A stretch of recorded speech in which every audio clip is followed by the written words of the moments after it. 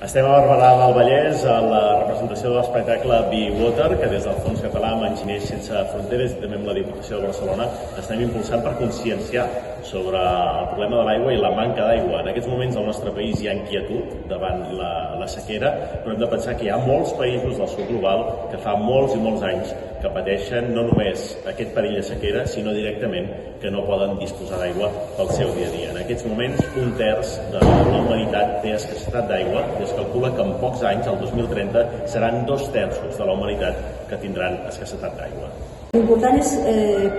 portar aquest missatge des dels ajuntaments de Catalunya,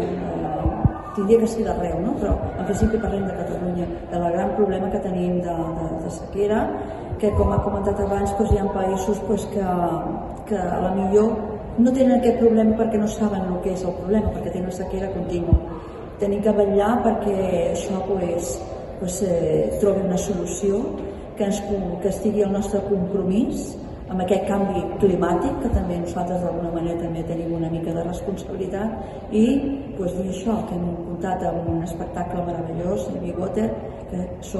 som aigua. Gràcies. A més d'aquest espectacle que serveix per fer aquestes accions de sensibilització, des del Fons Català també actuem sobre el terreny en diferents projectes de cooperació internacional per ajudar aquestes comunitats que al sud global, els diferents països, necessiten aquest accés a l'aigua, que l'aigua és vida i és un dret humà reconegut per les Nacions Unides i hem de vetllar perquè aquest dret humà tots i totes hi puguem tenir accés.